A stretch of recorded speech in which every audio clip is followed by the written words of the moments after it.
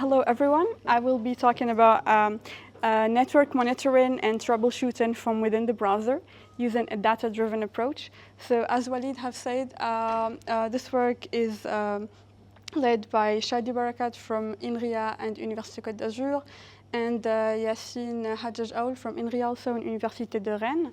And this work have been going on for a few time already in the context of a PhD and some internships. And this year, I am a postdoc working on the project, which is the WEMON project, and is financed by LEDEX, sorry. The main question of this work is, can we actually find the problems of a network from within the browser? First of all, a lot of quality of experience problems still persist nowadays, and there are different causes to this, and it has an impact both on the user and on the provider. For the causes, we can think of different examples. For example, network congestion, problem with the Wi-Fi, like Wi-Fi interference. And sometimes it can also be due to device issues. For example, the device is outdated or not compatible. And it can also be due to network unavailability. For example, if you're on the train in a rural area that is not very well covered. And this quality of experience problems have a huge impact on users, because nowadays as users we are not patient anymore. We want fast connection that works instantly. And actually, as long, like in the instant of slow pages, 70% of users abandon the activity. So this give a productivity loss. And also in the context of streaming, whether it is for leisure, for work, 50% of users report a dissatisfaction and a negative experience with a very high rate. And this is actually very critical for providers, because, as I said, users nowadays are they have really high expectations for a fast connection, and many users, 20 to 30%, do not hesitate to change the provider. So there is a high churn rate, and this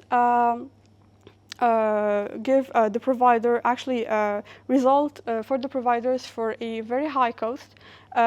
First of all, the cost for customer support. So we need to reassure the client everything's going on, cost to troubleshoot, and cost to actually implement the solutions to improve their network. When, for example, in the case of a user, I have a problem with the internet, what do I do? There are different solutions that the user will do, but generally most of them are not always working for for a general internet connection problem. And each solution can have some drawbacks. For example, a user can think about doing a speed test to know what is its internet speed, but the speed test tools are generally intrusive and consume many megabytes in the bandwidth. A user can also just do a manual check, see if all the cables are connected, if everything is activated, everything in place. But this approach, it can be inconsistent. It can be actually very linked to the user experience. A user that does not know a lot about internet might not do good work. If there is a problem with the Wi-Fi, we can also try to reconfigure it, to reset it, but it can be time-consuming. And the simple solution of just rebooting the device and expecting it to work by a miracle, we can always try this, but it's problem-specific and it might not always work. So the actual question is, okay, quality of experience is here. It is very important. There are a lot of problems with quality of experience. The actual tools are not always conclusive, etc. So can we really have a general solution for network problems? And this is the actual question. And we want to have a tool that will serve the different users and the general public, because these tools are not accessible to everyone. And if they are accessible to a person, it can sometimes present a high learning curve and specific skills in order to be actually able to put it in place. So this is the objective of the WEMON project, is to provide a general lightweight solution for network troubleshooting. So we want this solution to be automated, no need for manual configuration or anything like that, just to be automatic and to give us information about the network and the cause of its problems. We also want it to be non-intrusive. For example, like the speed test does not consume a lot of things, maybe in a passive approach rather than an active way to monitor the network, to be lightweight, and to be from within the browser, because a lot of this work actually focuses on the browsing, because the browsing actually represents a a big part of the actual internet traffic, and we want to be able to see if we can use the browsing activity to infer network problems. We also want this solution to be fast, because everybody wants fast things, and to be user-friendly so that the general public can be able to use it. The question is, can data within the browser be valuable in this context? Actually, the browser contains a lot of data that is available for everyone to download. That is a very high volume of data, because the browsing activity is really very large. And we want to be able to see if this data would help us. So I will present the data that we can get from the network. It can be collected from different APIs. For example, the performance API, it gives us information about the rendering data of a web page. For example, here we can see the timeline of how a web page is downloaded on a browser. This is, first of all, the start time, and then we have the DNS, the request, the response, all the processing to render the data on the browser so that the user can see it, and till the end of till the web pages is complete. This can be found in the Performance API. We have also other APIs like the Network Information API, which give us information about the network, like the connection type, the round trip time, etc. And there is a third API, which is the Chrome API, that gives us information about the CPU usage and the memory usage. So now that we have all this data, we can ask ourselves, but if we have actual network problem, does this data contain a signature of this network problem? And if yes, can we go back to the network? Can we infer the actual network and be able to troubleshoot it? So we hope that this is the case. That's why we choose to use a data-driven approach. I will just give the general overview of this approach. We will have input data, we will have a model that we will feed this data into it, and we have an output, which is the desired outcome that we expect from this machine learning model. So for the input, we have the data that I have defined earlier about the rendering, the CPU, and the network. And for example, on the rendering, we have the page load time, which is the global time of the page to load, the DOM script, which is all the JavaScripts to be executed on the page, etc. For the CPU, we can have some information about the CPU name, number of CPUs, and the idle, the kernel, and the used actually fragment of the CPU. And for network, we can have type and round trip time, the protocol.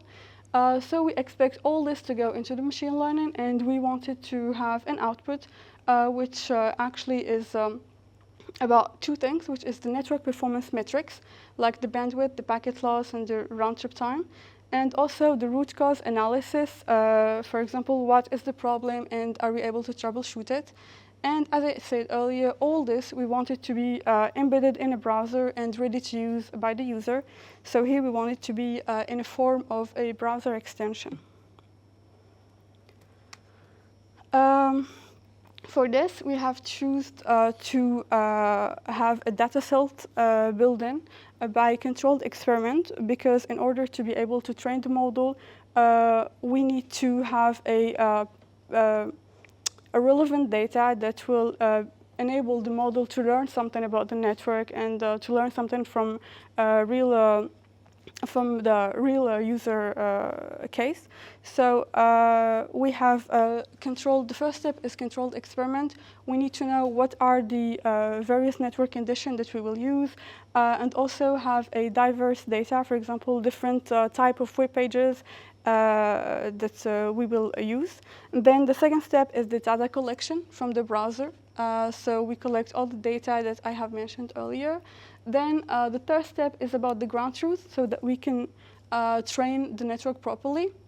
So the ground truth can be either the actual network metrics or the labels of the web pages. For example, we have some metrics, and we need to know if it's a problem of the Wi-Fi, if it's a problem of the delay, etc. And then once we have all this, the data and the labels, we will give it to a model and try to train it, and then go iteratively until we have a satisfactory result. And this work presents many challenges, actually. First of all, is setting up the experimental platform, knowing if you want to do it in the wild, in a simulated way, and also defining the scenarios. What are the values that are relevant? What are the parameters that we want to change in the scenarios that the user actually encounter in real life?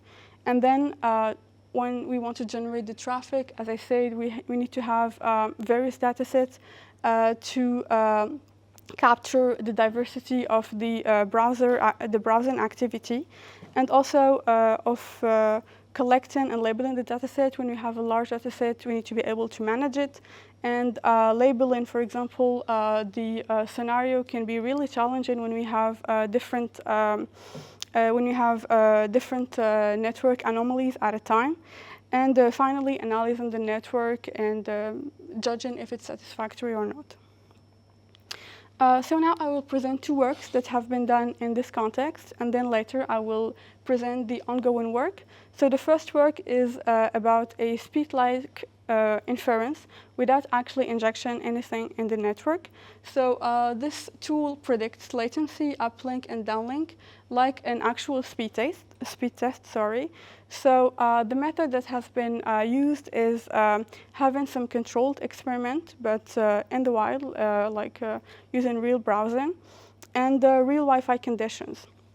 And the web pages were taken from HISPAR, which is a list of both internal and landing web pages that are most visited on the internet.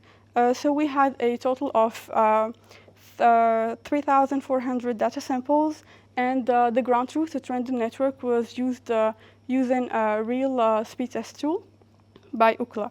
So various models have been trained: neural network, random forest, k-nearest neighbors, and ridge with cross-validation. And the actual parameter to evaluate the models was the mean absolute percentage error. So the best performance was achieved by random forest, which means that we don't need a more complex model to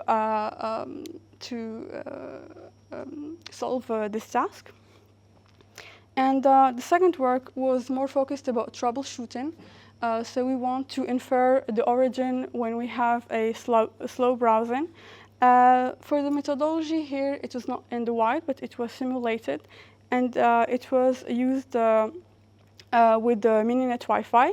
So we considered a access point, a client, and we have worked and variated different network parameters that we considered as anomalies for specific values. So the parameters were the Wi-Fi medium availability, Wi-Fi interference, the bandwidth, packet loss, delay, and the user and the server overload.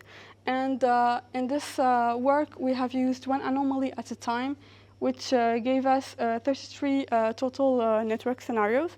So once the scenario is set up, there is an Nginx server that will go through 100 web pages replicated locally.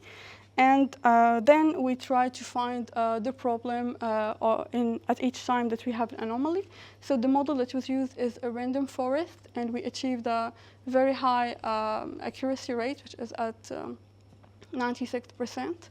And this is the confusion matrix, and we can see that for each anomaly, we can almost classify correctly the root cause of the problem. These results have been published in IWCMC of this year. And finally, for the ongoing work, it's a continuum of what has been done earlier, but it is stressing the methodology in a more realistic way. So first of all, we don't only have one anomaly at a time at each time.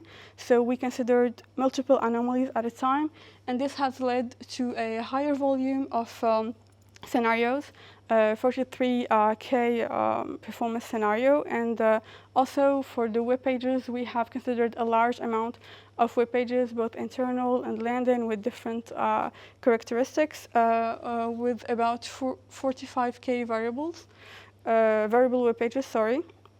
And this work aims both at the performance estimation of the network metrics and then the troubleshooting of the network. And another work that is ongoing, which is the application of this, but not to web browsing, but to actually video streaming, and try to eventually estimate video streaming metrics and then troubleshoot it as we do in the browsing activity. So thank you for your attention.